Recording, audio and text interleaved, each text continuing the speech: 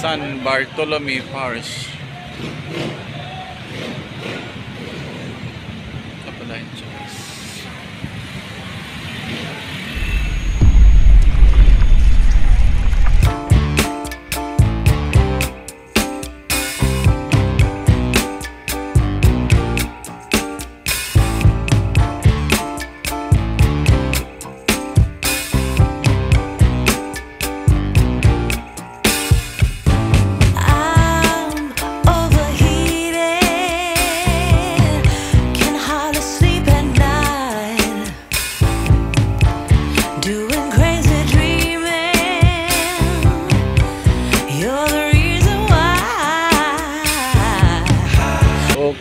Yeah. So ang sabi ni Kuya, nasa 408 years na daw to, tong church na to. Tingnan mo naman guys. Parang ang ganda ng ano. Hindi talaga parang ang ganda talaga niya ng ano pagka-design. Parang nasa Europe. Yan, 408 years. So ganoon siya kaluma. So sa likod? Sige. Dito? Sige, tayo natin pasukin dun sa loob. Kung pwede ba dito, entrance. Hindi pala. Ito yung ano. Tabernacle pala to. So, hindi tayo makapasok dyan. Ito tayo sa kabila.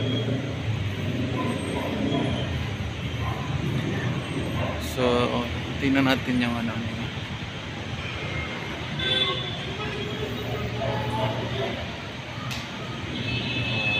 Ang ganda.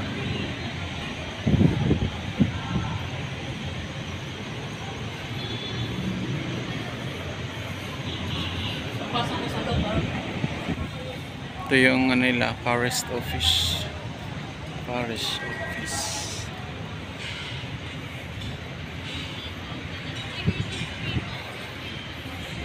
So check natin yung sa loob kung pwede ba nating ano.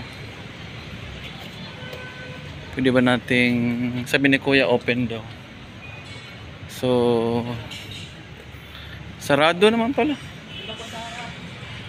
Personal prayer.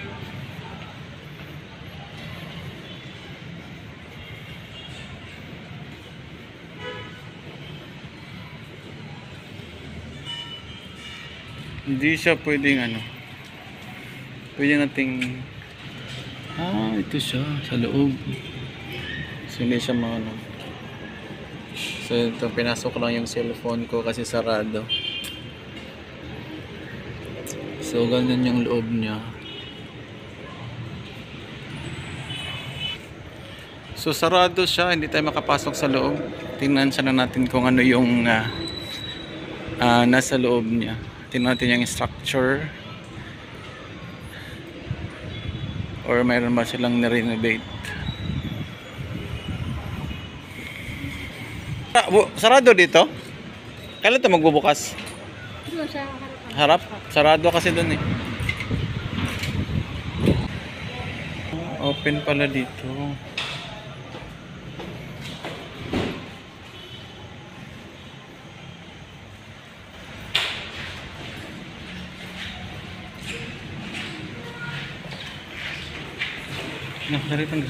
Pwede pumasok, saglit lang.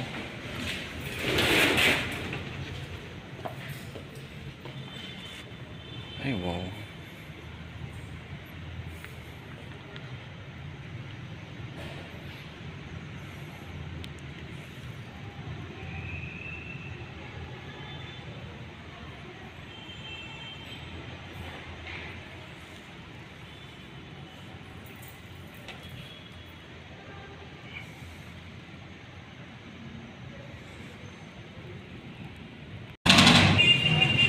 San Bartolome Parish. Kapalayan Church.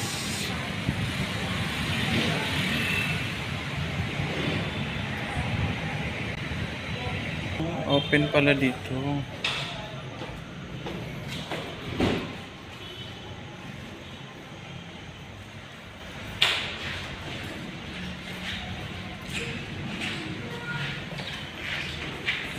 Nakakaritan ka. Pwede pumasok, saglit lang.